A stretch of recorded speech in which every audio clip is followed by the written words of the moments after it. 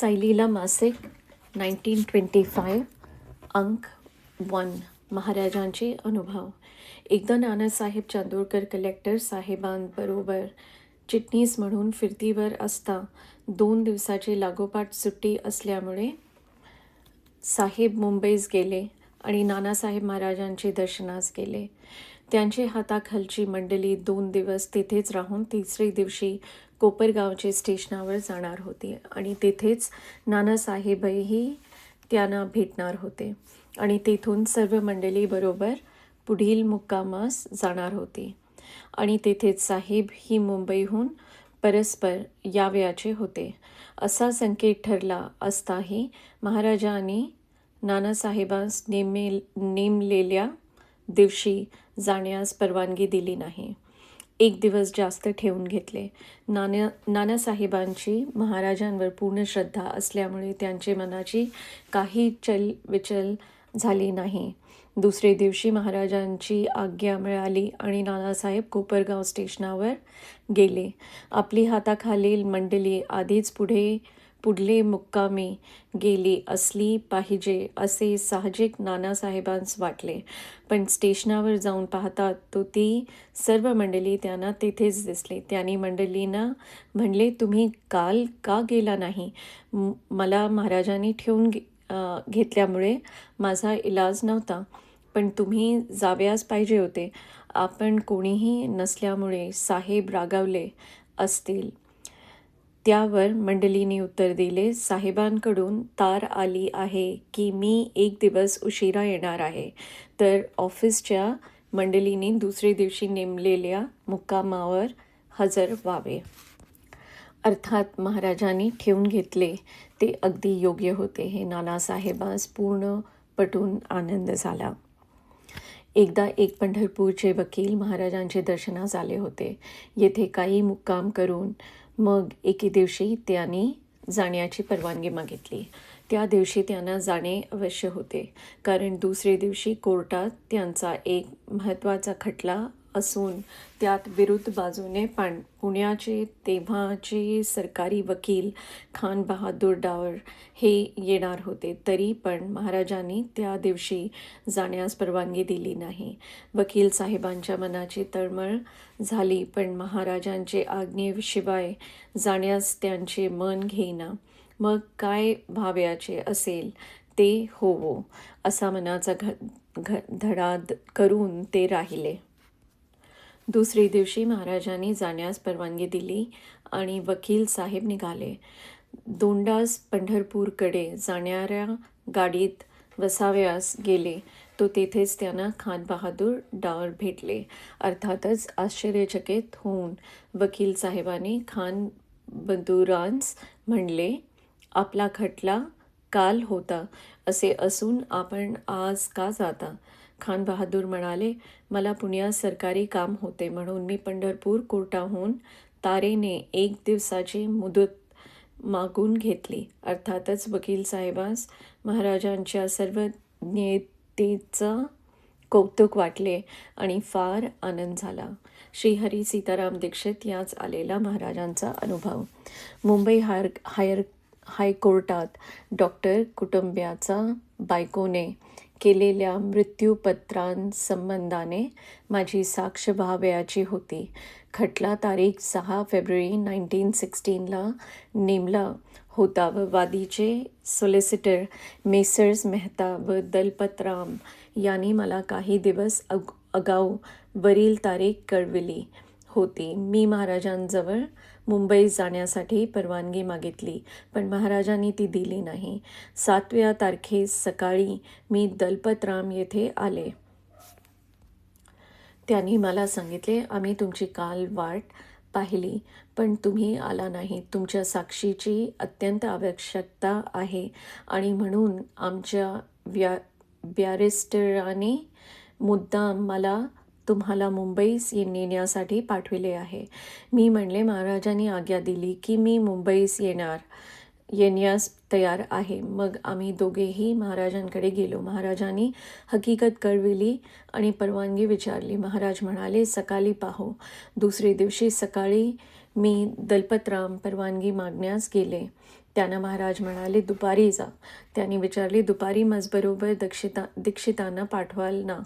त्यावर महाराज म्हणाले, तो मागाहून येईल आणि तुलाही दुपारी जाण्याची जरूरच आहे असे नाही. तुला वाटल्यास तू जा. त्यांना महाराजांच्या या बोलण्याचे आश्चर्य वाटले, कारण खटला दुसरे दिवशी म्हणजे गुरुवार तारीख 9 रोजी सुनावण्यास अवश्य निघेल अशी त्यांची खात्री होती. दुपारी त्यांनी निघण्याची तयारी केली आणि गाडीत बसणार इतक्यात मुंबईची एक तार त्यांना मिळाली. त्यात लिहिलेले होते की खटला तारीख 13 पर्यंत तहकूब ठेवला आहे. अर्थात महाराजांच्या वाक्यांची सत्यता त्यांना तेव्हा पटली. त्यांनी आपल्याबरोबर साक्षी समन्स आणले होते आणि जाताना ते मला त्यांनी दिले आणि मला बजावले की कसेही करून तारीख 13चे सकाळपर्यंत मुंबईस येऊन पोहोचा.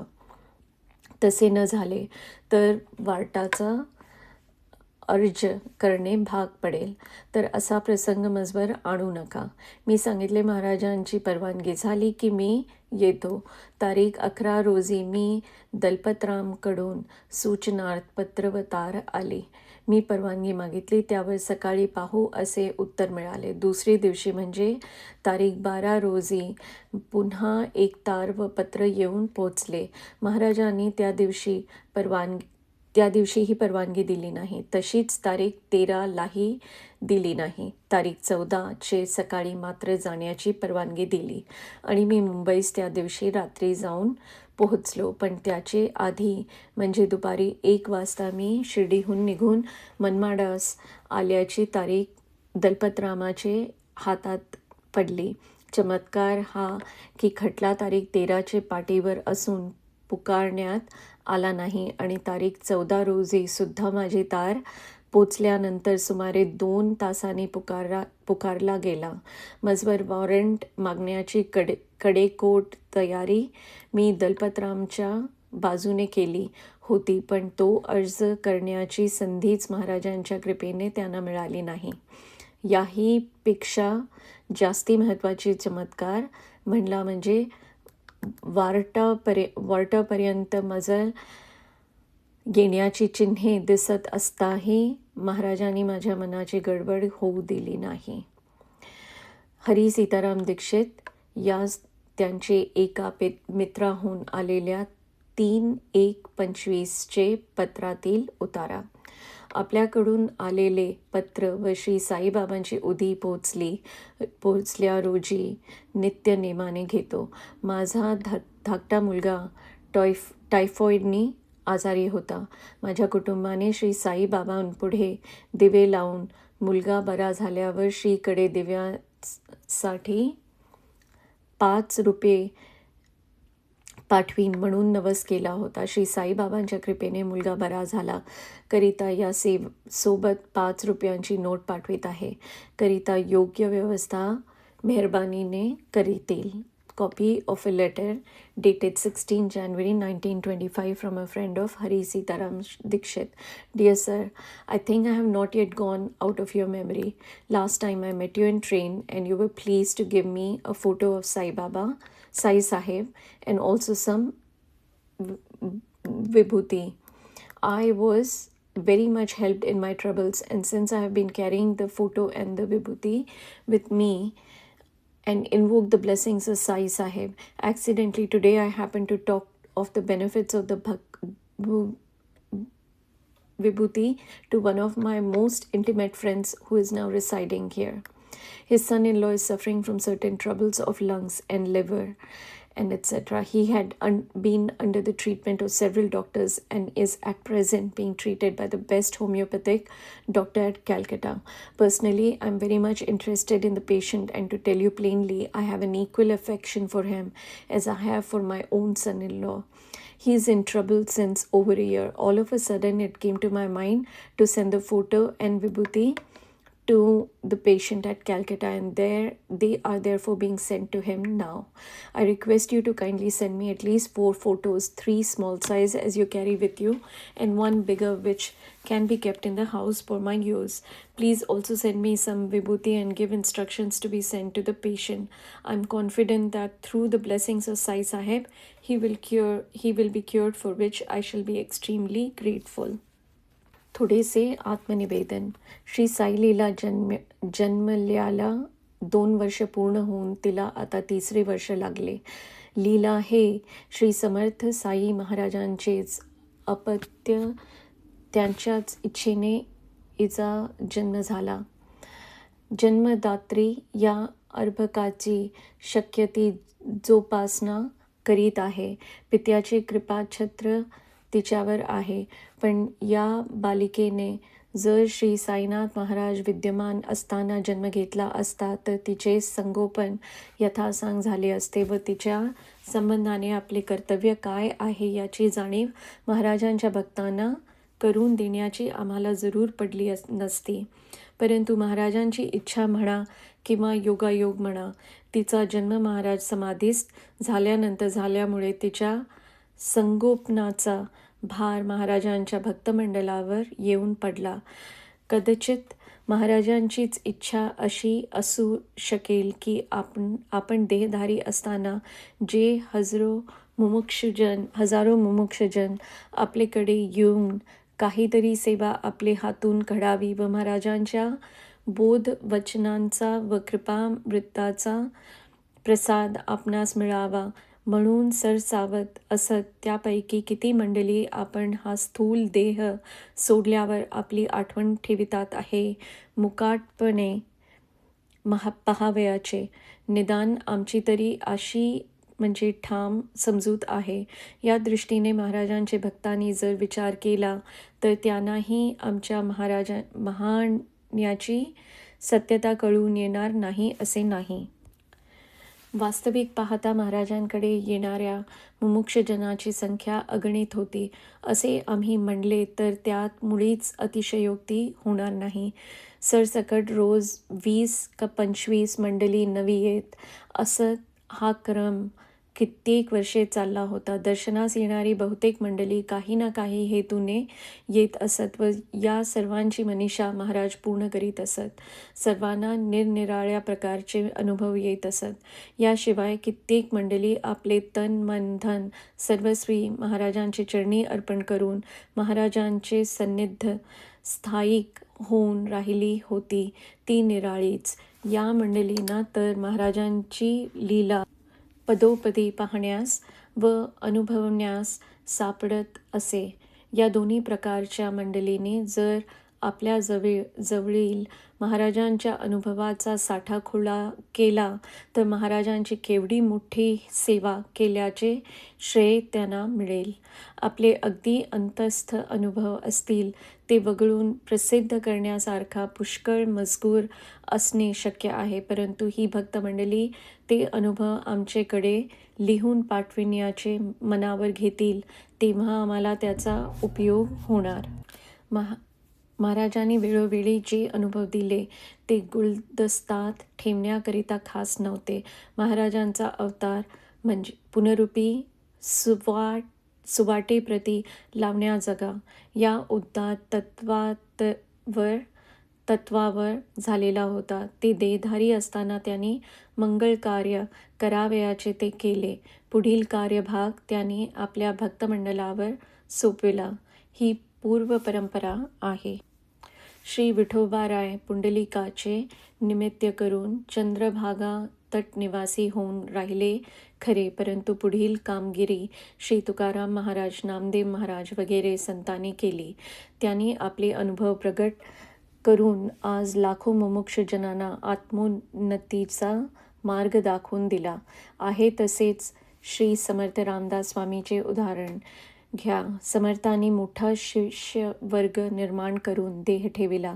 त्याचा शिष्यवृत्तांनी आपल्या स्वामीची महती सर्व महाराष्ट्रभर गाऊन मुमुक्षजनात आपल्या गुरुविषयी भक्ती व प्रेम उत्पन्न केले व त्यांना आत्मोन्नतीचा मार्ग दाखवून दिला. देव व संत आणि गुरु व शिष्य यांची परंपरा अशी आहे. ही परंपरा चालविली जावी म्हणून श्री साई लीलेने जन्म घेतला. आपल्या सर्व गुरु बंधूकडे ओवाळणी मागण्याचा तिचा हक्क आहे. तिची मागणीही इतकी अल्प आहे की या लाडक्या बहिणीचे कोड कोणीही सहृदय बांधवला पुरविता यावे.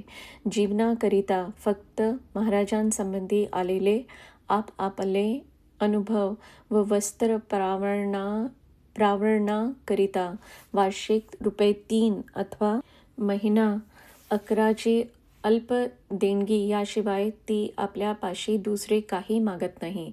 तेव्हा आपण या आपल्या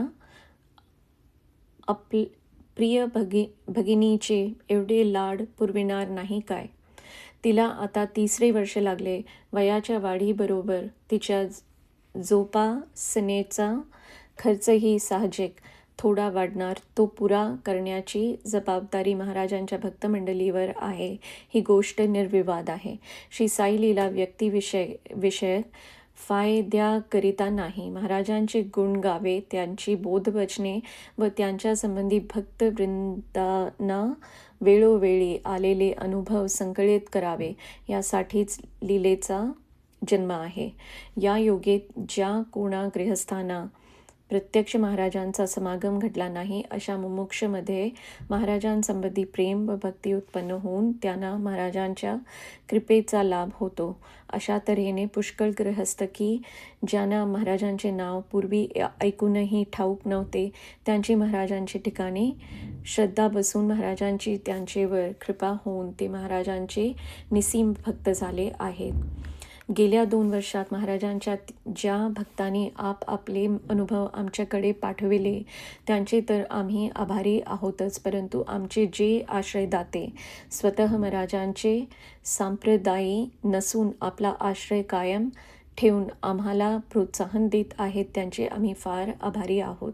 2 वर्षे झाली तरी श्री साई लीलेची आर्थिक स्थिती असावी तशी झाली नाही. त्यामुळे आम्ही योजलेल्या सुधारणाही आम्हाला करता आल्या नाहीत.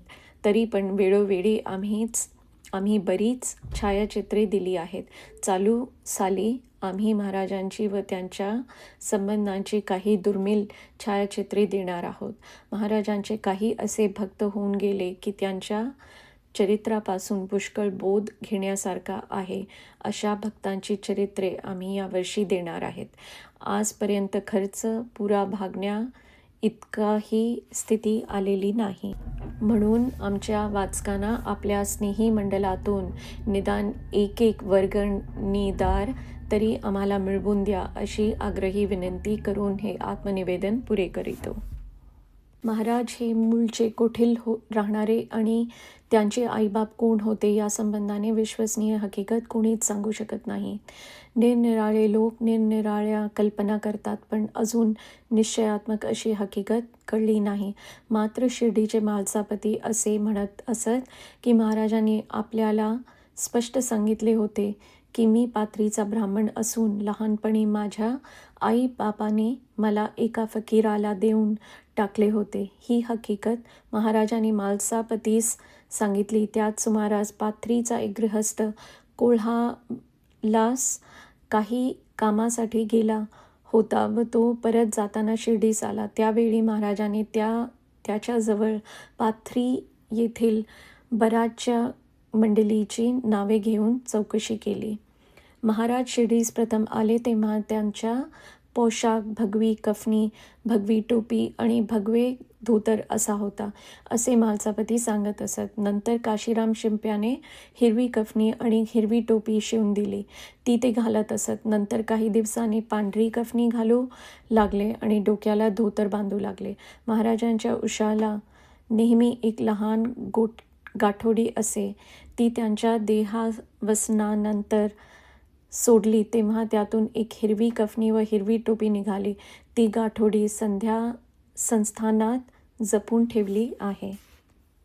महाराज पुष्कळदा लहरीत येऊन गाण्याची तुटक कडवी म्हणत आणि ती फार गोड लागत. पण महाराज पद्धतशीर भजन म्हणताना किंवा गाणे गाताना ऐकण्याचा सुयोग अलीकडे तरी निदान कोणास लाभत नसे.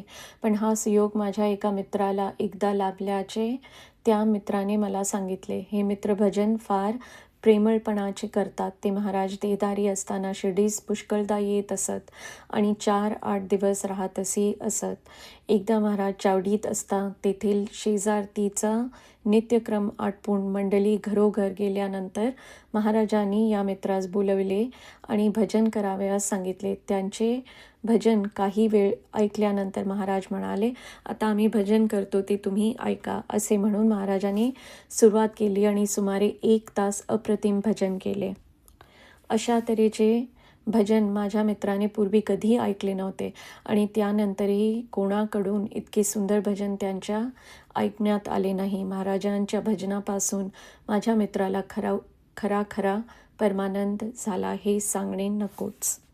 अभिप्राय.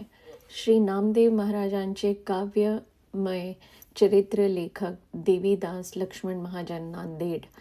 लेखकाने हे पुस्तक आमच्याकडे अभिप्रायार्थ पाठविले त्याबद्दल आम्ही त्यांचे आभारी आहोत. हे काव्यमय चरित्र लहानशे म्हणजे फक्त 53 पानाचेच आहे, परंतु त्यातील काव्यमय मांडणी इतकी सुरस व हृदयंगम आहे की ते स्वारस्य गद्यात आणवयाचे झाले तर बराच मोठा ग्रंथ लिहावा लागेल. एकंदर चरित्राचे 3 खंड पाडले आहेत. पूर्वखंड, मध्यमखंड व उत्तरखंड. प्रत्येक खंडात नामदेव महाराजांच्या चरित्रातील 2 महत्त्वाची उपाख्याने गोविली आहेत. पूर्वखंडात बाल्यावस्थेत असताना नामदेव महाराजांनी श्री विठ्ठलाला आळवून त्यांच्याकडून नैवेद्याचे दूध प्राशन करविले हा एक प्रसंग व दुसरा तीर्थाटन करीत असता महाराज हस्तिनापुरास गेले व तेथे कीर्तन चालू असताना त्या काळचा यवन भूपती जलालुद्दीन याने महाराजांचे सत्व पाहण्याकरिता कीर्तनात येऊन गोमातेचा वध केला व महाराजांनी 4 दिवसाचे मुदतीत भक्तवत्सल गोपालकृष्णास आळवून गोमातेला संजीव केले असे हे 2 प्रसंग वर्णिले आहेत. मध्यम खंडात नामदेव महाराज पंढरीस परत आल्यावर त्यांचे कीर्तनात गोरोबा कुंभार यांचे कापलेले हात पुन्हा फुटले व त्यांचे आमंत्रणावरून नामदेव, ज्ञानेश्वर वगैरे सर्व संत मंडळी तेरढोकी गावास गोरोबाचे घरी गेले व तेथे सर्व संतांनी गोरोबास पुन्हा संसारात घातले. नामदेव हे महान संत खरे, त्याचे भक्तिबळ फार मोठे होते, परंतु सर्व सिद्धता अशी असून या परिणामी निष्फळ. ज्ञान बीज नज अजूनी परेले, पहा कसा हा खुला, असे त्यांच्याविषयी उद्धार ज्ञानेश्वरांनी गोरोबाजवळ काढिले व द्यावी करुनी काका गोरोबा याप्रती याची जाणीव कळा. होईल दूर समूळची तळमळीची अवकळा, अशी त्यानं विनंती केली. गोरोबांना ते पटले व लगेच त्यांनी आपली थापटी हाती घेऊन अपक्क घटाची परीक्षा करण्याकरिता सर्व संतांची डोकी तपासून पाडली. नामदेवांना गुरुप्रसाद झाला नसल्यामुळे त्यांचा घट अपक्क ठरविला. नामदेव श्री पांडुरंगाचे लाडके. प्रत्यक्ष श्री पांडुरंग त्यांच्याशी बोलत असत तेव्हा अर्थात त्यांना गोरोबाच्या या कृतीचा विषाद वाटला व गोरोबीस ठासून उत्तर दिले की प्रभूच्या पुढती अन्य कुणाची महती स्वीकरिता तत्स्मरणाविण आयुष्याचा क्षणही न जाय करिता. अपक्व म्हणता विचार आधी केला का पुरता. व रागाने पंढरी श्री पांडुरंगाकडे गाऱ्हाणे घेऊन गेले. देवानी नामदेवाची समजूत घातली व त्यांना नागनाथ मंदिरी ओढ्यात विसोबा खेचर नामे संत सद्गुरू मानुनी तयागप्रत हो शरणागत नामदेवा असे सांगून ओढ्या नागनाथास पाठवून दिले. विसोबा खेचराने नामदेवांना आपले साक्षत्व फार मार्मिक रीतीने पटवून देऊन नामदेवाच्या जाऊनी सर्वही लयामनीचा विरोध झाला तया सगुण निर्गुण तत्वबोध. येथे मध्यम खंड संपविला. उत्तर खंडात नामदेवाची स्त्री राजाईने परिसा भागवताची स्त्री कमलजाई कडून मागून आणलेला परीस विश्वत समजून निस्पृहपणाने अति दूर चंद्रभागेत फेकला. परंतु त्या विषाचा सांसर्गिक दोष थोडासा लागलाच. एकीकडे राजाई नाराज झाली व दुसरीकडे परिसा भागवत. जरी न देसी खलाक परेस माझा मला निश्चय मी तुझा प्राण घेतो. करुणी किंवा खिंध्या स्वये आत्महत्या जले चंद्रभागेत घेतो समाधी. अशा तऱ्हेचा त्रागा करून धमक्या देऊ लागला. नामदेव असे थोडेच घाबरणार. त्यांना चंद्रभागा तटाकी परिसा भागवताला नेले व चंद्रभागेला परीस मागून पाण्यातील मूठभर खडे बाहेर काढले व त्यातून आपला परीस निवडून घेण्यास परिसा भागवताला सांगितले. तो पाहतो तो बाहेर काढलेले सर्व खडे परीसच होते. प्रत्यक्ष परीस निर्माण करणाराच भेटल्यावर दगडी परिसाची किंमत काय राहिली. परिसा भागवतास उपरती होऊन तो लगेच शिष्यभावे साष्टांग नमस्कारी. उलट त्याते ते नामदेव वारे. विप्र असुनी का करीसी वंदनाते. पूज्य भावाचे असे तुझे नाते. पुढे परिसा भागवताला उपदेश देऊन नामदेव त्याचेसह ओंढ्या नागनाथास आले व मंदिरात कीर्तन सुरू केले. नामदेव जातीने शूद्राने कीर्तन करणे म्हणजे अगदी अब्राह्मण्य. त्यामुळे ओढ्या गावचा ब्रिहवृंद खवळला व देवापुढे कीर्तनाला त्यांनी मनाई केली. आमचे नामदेव बोवा म्हणजे आम्ही विष्णुदास लोण्याहुनी मऊ. ब्राह्मणाचा राग न करिता त्यांना गोरवून तेथून आपले चंबू गवाळे उचलले व देवल्याच्या पार्श्वभागी उभे राहून कीर्तन पुरे करू लागले. यामुळे ब्राह्मणाचे समाधान झाले खरे, परंतु संताचा झालेला हा उपमर्द आमच्या चंद्रमौली भोल्या शंकरांना कसा रुचणार. त्यांनी लगेच संबंध देऊन फिरवुनी नवलची दाखविले. याचा परिणाम भावयाचा तोच झाला व नामदेव हे एक मोठे संत आहेत अशी ब्रह्मवृंदाची खात्री होऊन सर्वजण नामदेवांना शरण गेले. याप्रमाणे नामदेव चरित्रातील काही ठळक प्रसंग घेऊन हे काव्यमय लहानशे प्रेमळ चरित्र पूर्ण केले आहे. शेवटी नामदेवाची आरती दिली आहे. त्यातही वरील 3 खंडातील प्रसंग 3 कडव्यात मोठ्या खुबीने गोविले आहेत. काव्यकर्ते देवीदास यांची महाराष्ट्रीयांना फारशी ओळख नाही. ते चांगल्या श्रेष्ठ दर्जाचे कवी आहेत असे त्यांच्या काव्यावरून दिसून येते. त्यांच्या कवनीत प्रेम आहे. त्यांच्या आर्या व श्लोक वाचून कवी शिरोमणी मोरोपंत व सुश्लोकी वामन यांची आठवण होती. त्यांनी पदे ही फार प्रेमळ आहेत. त्यांनी नामदेवाच्या तोंडी प्रसंगानुसार घातलेले देवाचे धावे करून पद 40, 44, 43, 46 करून रसाने धबधबले आहेत. यावनी भापेरही त्यांचे स्वमिरत फार चांगले आहे असे त्या भापेतील पदावरून दिसून येते. बहुतेक पदे भारदस्त पण सोपी आहेत. अनुप्रास साधण्याच्या प्रयत्नात विलटता आलेले पद्य न नंबर 17 खंड 3 सारखे एखाद दुसरेच आढळते, परंतु त्यातील अर्थस्वारस्याने मनाला फार आनंद होतो. क्वचित प्रसंगी दीर्घाचा विपर्यास व मात्रादोष आहेत, पण ते फारच थोडे आहेत. कवीच्या स्वरे हक्काचा उपयोग बहुतेक केला नाही म्हणले तरी चालेल. एकंदरीत सर्व काव्य हृदयंगम आहे. साई लीलेच्या वाचकाने हे